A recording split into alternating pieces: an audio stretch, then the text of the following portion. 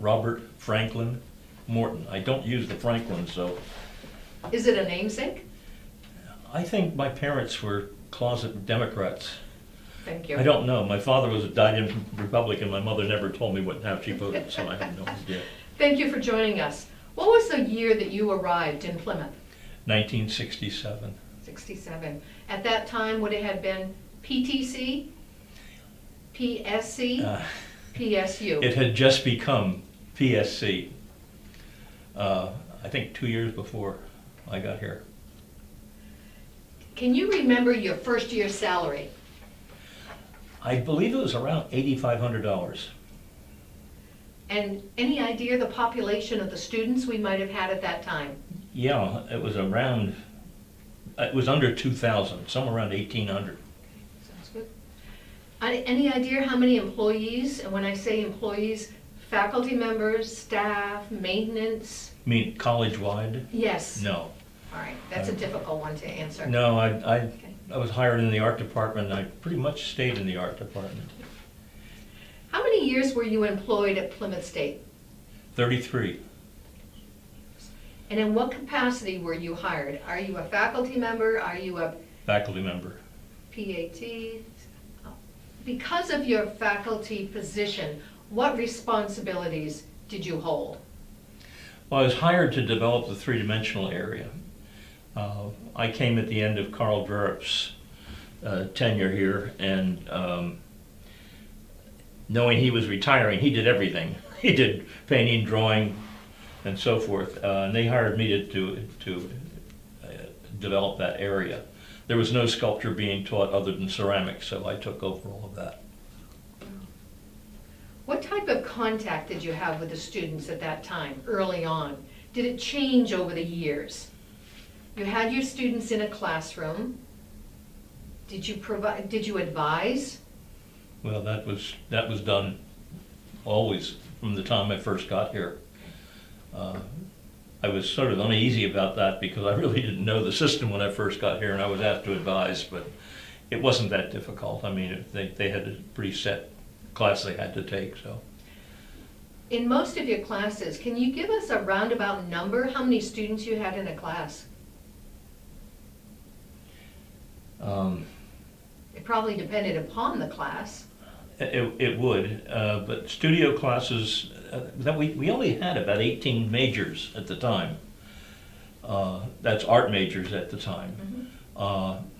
And there were other students on campus who just were interested in art and would take classes as well. So it's hard to say. I can tell you for the two classes I taught in art history, I wasn't tired to teach art history, but they asked me to do it. I had 35 students in an art history class. Wow. And your building that you taught in? Basement of Rounds Hall. When did you move down to D&M, Draper to Maynard? Can you do that? Well, there were two moves. We moved from Hyde Hall, from Rounds Hall to Hyde Hall, and the whole third of the building of Hyde Hall was to be made for the art department. And then from Hyde Hall, we moved down to Draper Maynard. We moved down there in 1990. Can you describe your first few years at Plymouth? What was it like when you came here? There's a story behind that. I came in like many faculty of my day with the idea that I'd stay at Plymouth about 2 years. So I was interested in getting experience in teaching. I started off as an instructor, and I'd be looking shortly for another place to move to get my next promotion and so forth. That was the routine you did in those days. But when I came, Carl was leaving, and Mary Taylor was hired from the outside to take over the art department chair. So the first year I was getting my feet on the ground, learning what was here and what we could do with what was here. The second year I was here, it exploded. Mary was a dynamo. She had the idea of making the art department into an art school within the university college at the time, and she was incredibly successful. but a very, very strong person whose philosophy of art and art teaching was very much similar to my background, so we got along very well. But there was so much happening. New courses were being written, immediately a new degree requirements were being written. At one time, all we taught here was art education, and immediately there were students who didn't want to be teachers, but they wanted to be art majors. So we introduced a BA degree, and from there it just kept going. And that's what happened from the second year I was here, I guess almost until I retired. There was 25 to 30 years of incredible growth within my department, but it wasn't localized. Plymouth State grew from a very small college to, well, I just see it now, a medium-sized university. So, and I was in the middle of it. The idea of moving to another school to get a promotion never even entered my head. I was so busy doing things. And somehow I never left. I think you've already shared this. How did the student population change over time? When you came here, within a few years, Plymouth was exploding in population, in buildings, in academics. It was an amazing, that decade was amazing in the 70s. I call it the golden age, and I was really, really privileged to be in the middle of something like that. I was asked to develop the sculpture program from scratch. Now, for a person trained like myself as a sculptor, as a studio person, it was amazing to say, you mean I can do it the way I'd like to see people being educated? And, yeah, you're the expert. I didn't feel like the expert, but I was their expert, and I set about doing that. But that was also true with everybody in the department. Mary's philosophy was that teachers of art are also artists. She called them artist teachers, putting artists before teachers. She said, if you're going to teach something, you want to be proficient in it. And part of our promotion and tenure requirements, there's a section in there about your growth as an artist, as well as doing whatever else you do in the college. So you're doing not only teaching, but you're also being a painter, or a sculptor, a printmaker. So every time Mary hired, she hired an expert in another field. When Carl retired, she hired Chris Cressy as a painter. And after that, Terry Downs became our printmaker and expert in drawing. And after that, and on and on and on and on, until we reached maximum capacity. I'm a little off on this question. You have full-time people working there. During your tenure, did you have part-time people working there? That's true. No. Did you have part-time people working there? Not then, no. Not then. That came We about. were teaching 5 classes a semester, 5 different classes a semester in those days. All right. When you got the offer to come to Plymouth State, what was it? Why did you accept the offer? Why did you accept the offer? I had been looking very hard for a teaching position, and I was really at a point where I didn't think I was going to find one there. And somebody handed me a paper, an advertisement with Plymouth State was advertised in it, and I said I thought I'd send in an application. I got plenty of them laying around. I'll send one in and see what happens. Well, I didn't hear from them for the longest time.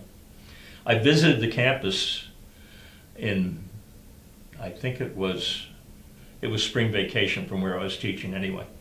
And I had a very nice interview with the president and the dean, and that was Dr. Hyde and Dr. Foley, and never heard from them again. The place where I was teaching were pressing me to sign a contract for the following year, because I was teaching in the Chamonix school system. And I guess it wasn't really fair of me, but I kept saying, well, I had this one application out, now give me a week. And they said, sure, fine.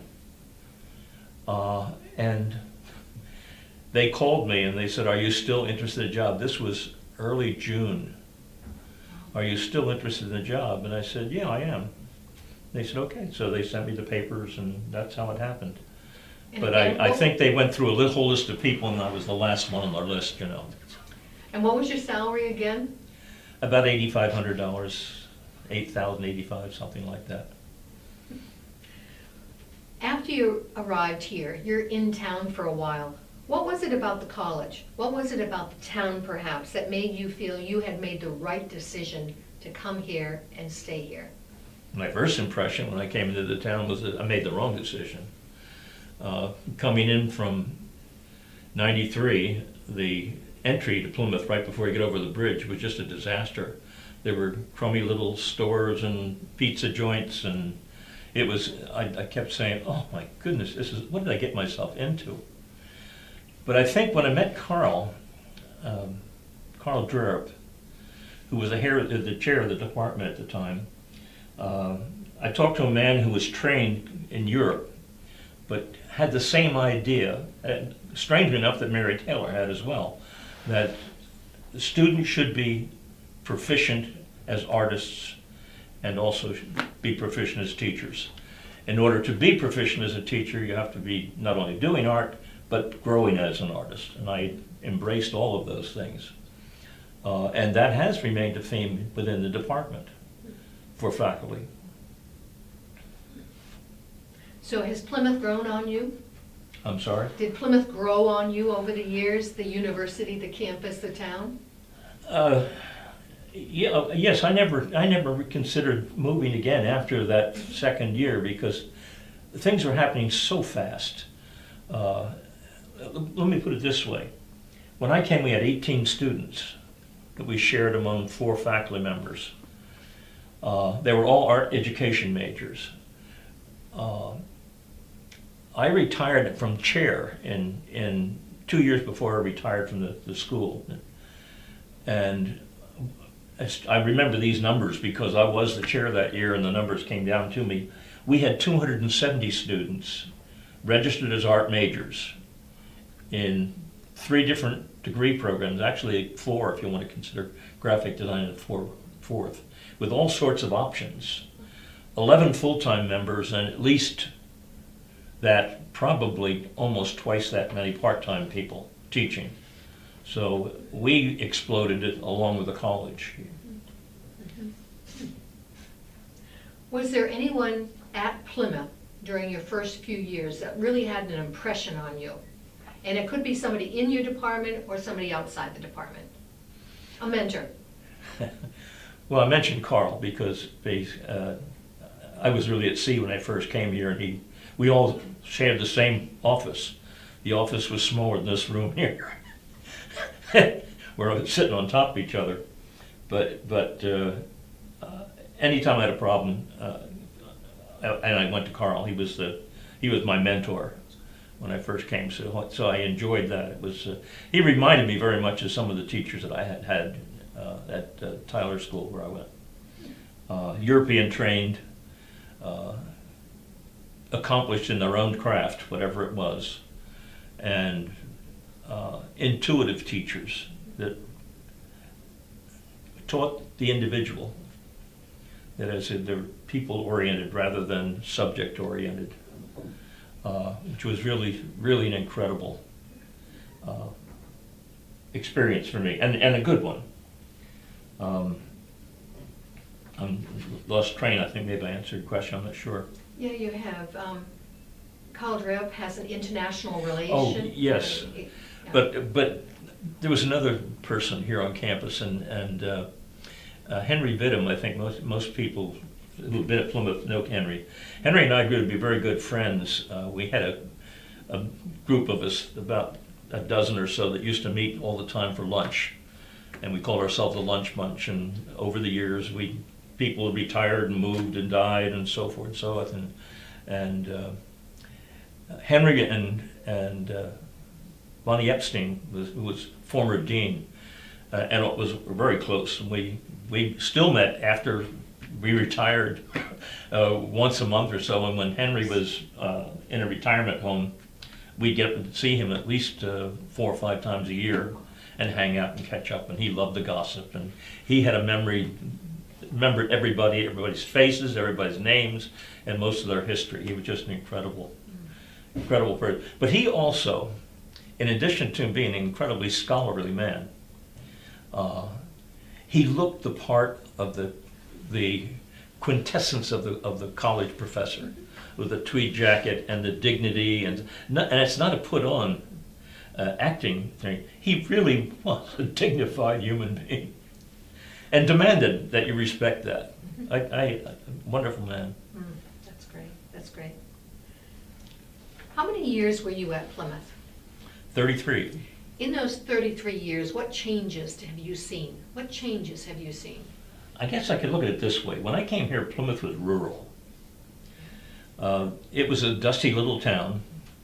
The college didn't make much of an impact on it. I know the locals, it did with locals because it took money off the tax records. They always complained about it, but in fact it didn't. But I looked at this when I saw the questions you put in front of me, and I thought, there's so many ways Plymouth has changed, and the only way I could sum it up, it went from being a very rural area to a suburban kind of a feel to the area. All of a sudden there's Wi-Fi, I'm surprised there's not a tattoo parlor in Plymouth. There is. Oh my goodness. There is.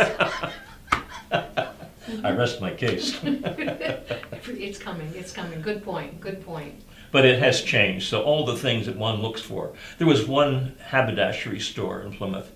I had to order the shirts that I liked because he wouldn't stock them.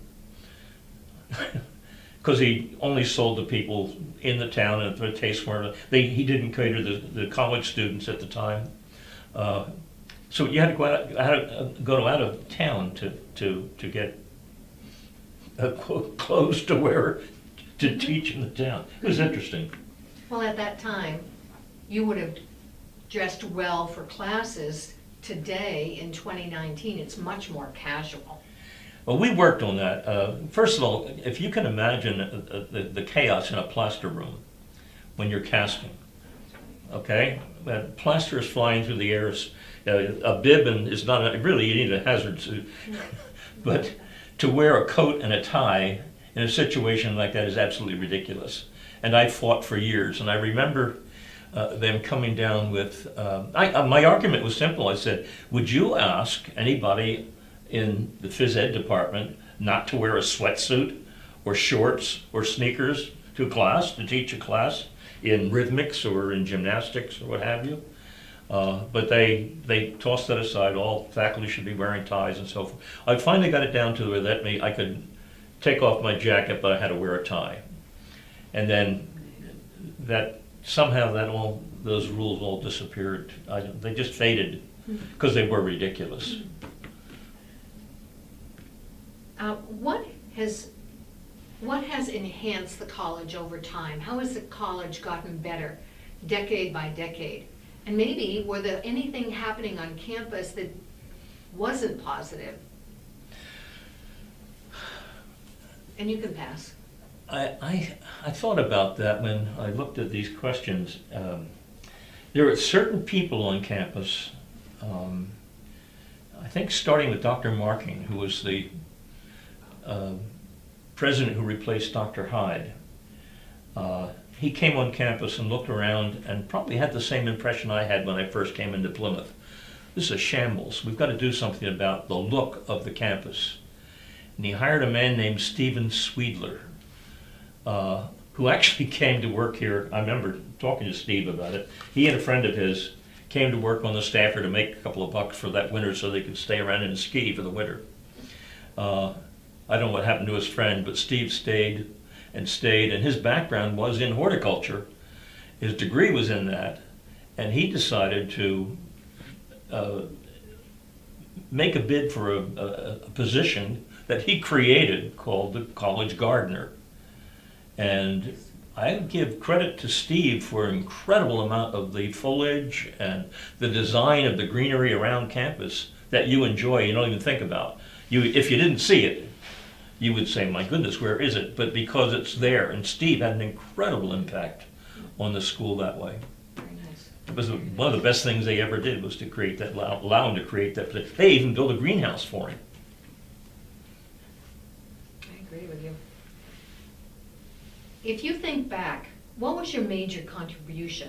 Did you have something that you produced, that you did academically perhaps, that just a major contribution to the college? Could be to the town? We can say, did you contribute anything that you would think went statewide?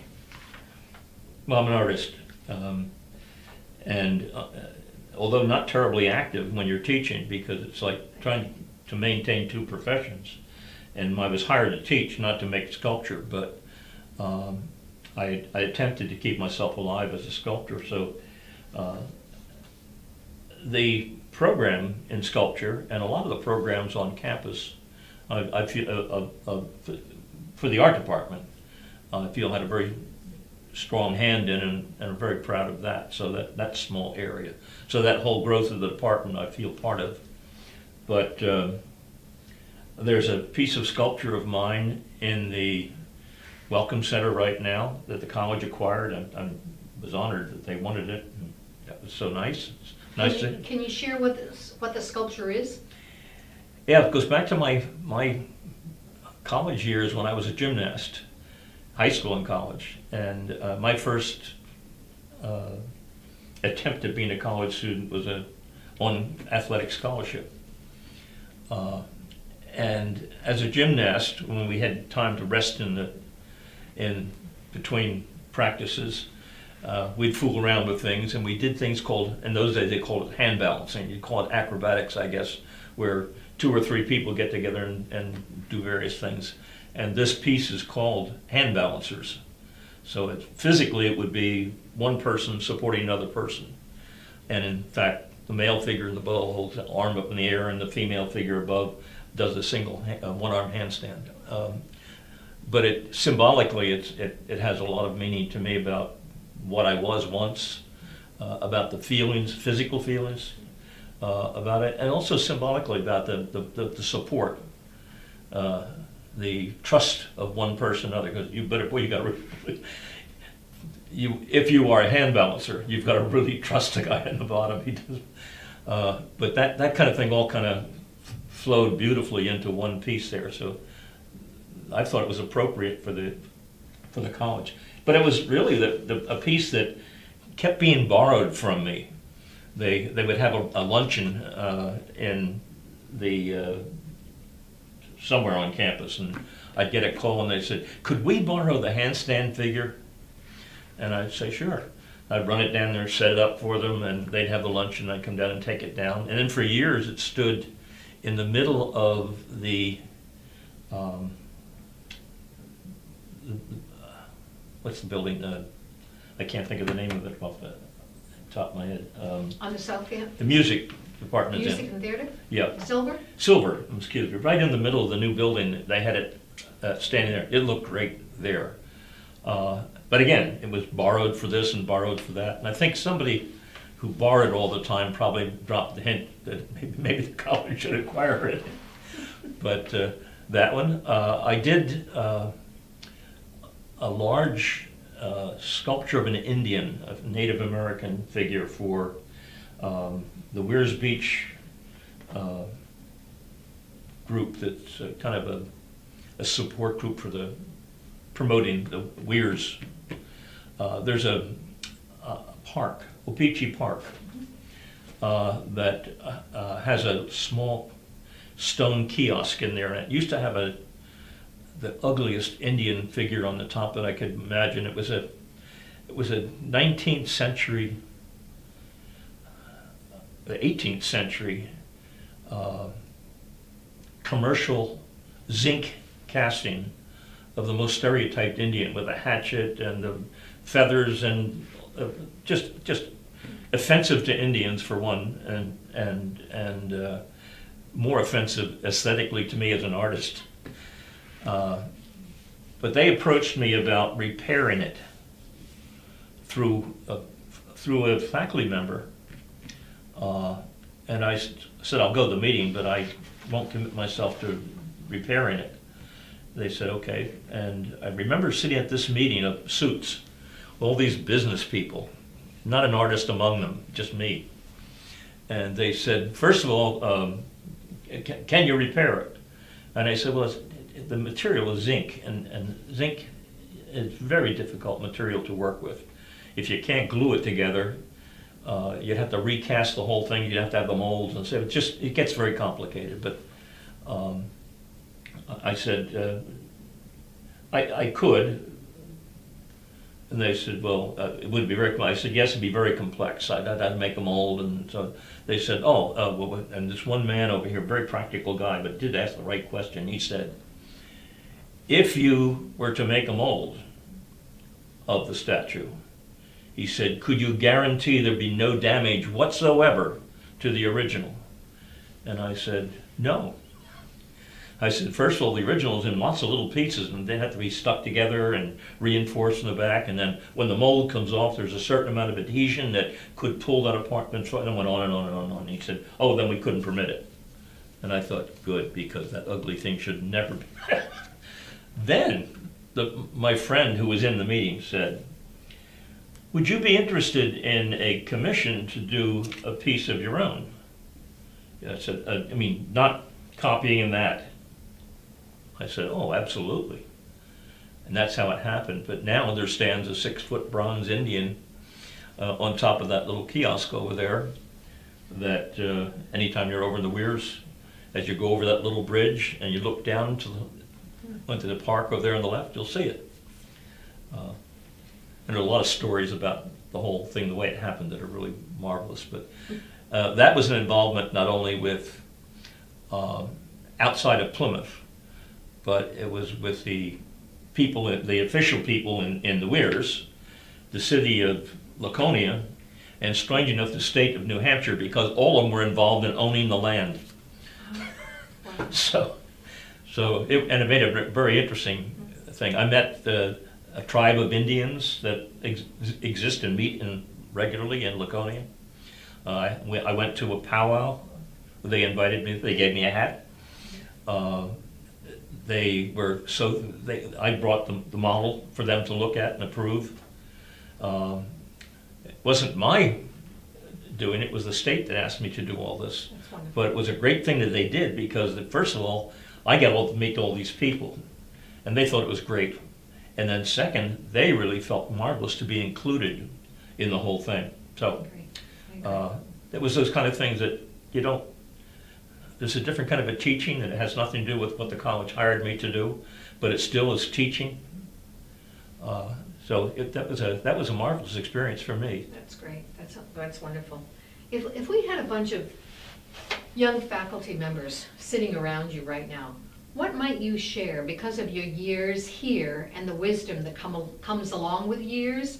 What might you share for those people that are just coming to Plymouth State? I don't know about wisdom, but I can say one thing that probably I have seen the most successful teachers, that they are completely student oriented, that they will go out of their way, not only in advising and so forth, but to help students along, and not only the best students, sometimes the worst students. I have a small story there. I had a student, a young girl, was an advisee as a first year and second year student.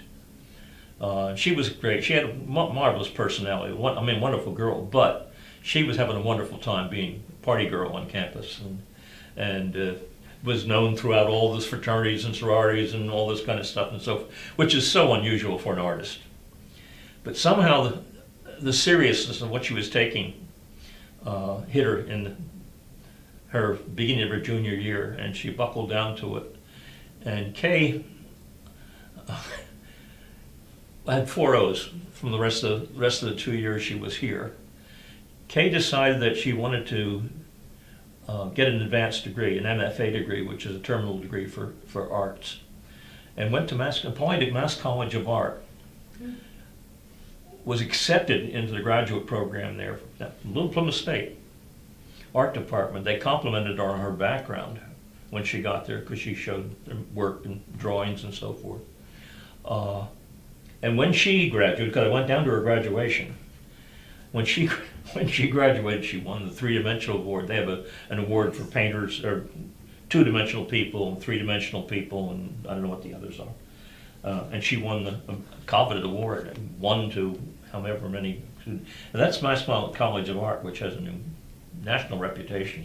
Kay's now a professor at a college out in Colorado, and also runs a ceramics. Yeah. Well, it's a community ceramics group.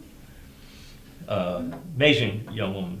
Just, now if we had pushed her out at a particular time or ignored her, I mean, I kept nagging her, get the grades up, don't cut class, so forth. But all of a sudden something happened, everything came together, and she, fantastic. Many of us would say there's a metamorphosis that seems to happen between that sophomore, junior, senior year. It's exciting. You never really know what impact you have. I'll say this to that young group of faculty you want to talk to, is that you never know what impact you have on your students, good or bad. So always be aware of the fact that you're talking to students who are looking to you for guidance, for knowledge, and so forth. And I don't care what discipline you're in. If you're not concerned about the students, you should be looking for a job in your field somewhere else. You brought an artifact for us today? Yes, there's a story goes behind this. This is my sketchbook. This stores information. I went to a conference in California, thanks to the college, actually to Theo Calico, who took me along as an extra. And they had a session there on this. That was all the rage this year. It was a new thing in education. Having your students write journals, maintaining a journal. This was a big deal, and the whole conference was about journals. And I had this woman, very attractive woman, well dressed with jewelry and earrings and that hair just so, and not looking like any college professor I know, but she sat down next to me, and she saw this book, and she said, "What did you think of the discussion?" We were talking about the discussion they had on journals, and I said, "It's nothing new." She said, "No." I said, "Well, no. I mean, I've been doing this since I was a youngster." "Where?" I said, "Well, when I went to college," I said, we had to maintain a sketchbook all the time. And a sketchbook's nothing but a visual diary of things that you find interesting enough to write down, except instead of writing about it, you make drawings. And so when I came to Plymouth, I made it a requirement in all my classes, because most of the classes involve drawing and drawing preparation for later works. But to get them into the habit of keeping that sketchbook with them, and the only way I could get them in the habit was to habitually be on their back. "Where's your sketchbook today?" "Oh, I forgot it." "Well, don't forget it next time." I had this story saved for that last question you had. Do you have anything funny? I had a young woman in my three-dimensional design class. That's where I really leaned on the sketchbook, because I wanted them to do preparation thinking before they started answering the question that the problem posed, and then make it into a sculpture. And this one particular class was probably one of the best three-dimensional design classes I ever had. They bonded well together, they listened, but they weren't submissive. They were argumentative, they had strong opinions, and they voiced them, which is exactly what you should be doing in a group like that. Doesn't always happen. Sometimes you have to prod students. This group, and she was one of the most loudmouths of the group. I liked her immediately. But she complained about the sketchbook. Why do I have to do this? Why do I have to carry this around with me, and so forth and so on and so on. I said, well, I found it to be extremely useful to me, and I said, I want you to get it in the habit. I explained exactly why, but she wasn't going to buy it. She bothered me a great deal by the fact that she challenged the fact that I was making this a requirement. And I thought about it, and I thought, maybe I'm wrong. Maybe other people do it a different way, and, you know, to push it on them, maybe it's not the right thing. And I was down in Washington, D.C. at a conference, and I went into the two new malls they had there. One was the Indian Mall, the Asian Mall, I guess it is, one where the Indian, from India, art is, and the other was African. And in the Indian Mall, there was this strange-looking accordion type paper stretched out across this glass case. And I looked at it, and it was a sketchbook, but with the Indian style. They do it with accordion, so the drawings are on either side of this accordion thing. They're all put together, and they're collected, and they're just like this, held together and so forth. I thought, I was right. This different culture, different language, they don't look like me, they have no idea what America is like. They keep sketchbooks. I bet everybody. I saw then, I was aware of this then, shards that were found in Egypt, where Egyptian artists who always worked in a very rigid kind of an expression in art, made sketches on small shards that are very lively. And so, in other words, they were doing the same thing. Artists have been doing it since the beginning of time, and I was doing it as well. Anyway, in the back of my mind, I kept thinking, I'm justified, I'm not going to change it. I think what I'm doing is right, and it's not going to hurt them. It was probably 2 years later. I was walking down the halls of the D&M building, and this young girl who had been in my class 2 years before came down, obviously distraught. She was crying and looking around, and her hair was disheveled, and I was, oh my goodness, what's... So I stopped her and asked, I said, what's going on with you? Are you all right? She looked at me and said, with tears on the end of her face, I lost my sketchbook. I had to cover my mouth so she didn't see me smiling. We did find it, and I felt one of the few times that what you're talking about and the kind of impression you make does get through, and you get a way to read it and see it come back to you. That one was a funny one. I still have not any idea what's happened to other people out there, but I know this was pretty important to them. Well, it's important to me. Carl Dreher had the same thing when I came here, the same requirement to keep a sketchbook. He wasn't as rigid, wasn't as pushy as I was, but he did. And I remember in the basement of Rounds one time, he was talking to people about, especially they had just come back from the summer vacation. I was new, he was new, and the students were one summer away from the last time they saw him. Of course, first thing he did was, did you work during the summer? And they were like, yeah, well, no, all that kind of thing. But he said, and he saw that my sketchbook wasn't as decorative in those days, just a little black sketchbook sitting on the table there. And he said, he said, now let's see what you've been doing. He opened it up and looked at it, and he looked in and looked through it and paged through it and paged through it.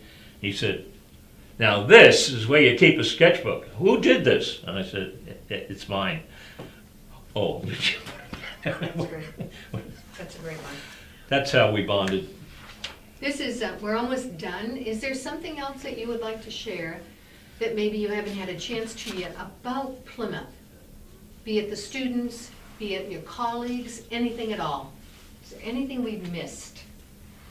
Oh, sure. And I can't, and nothing will come to mind right now.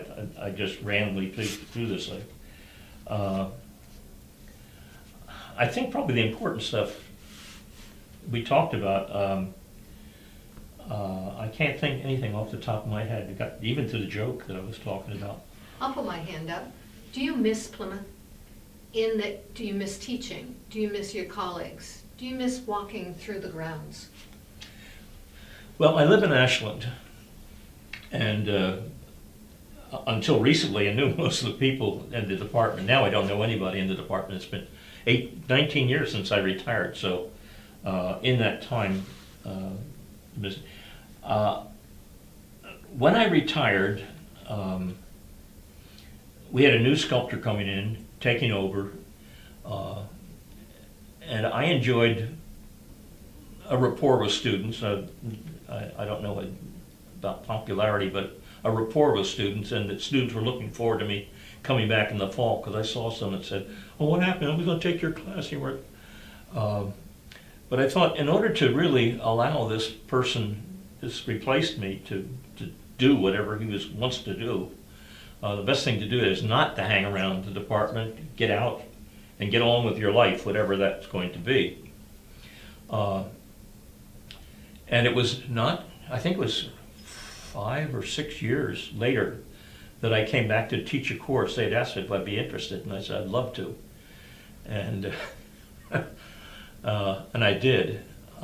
Yeah, I miss that interaction with students.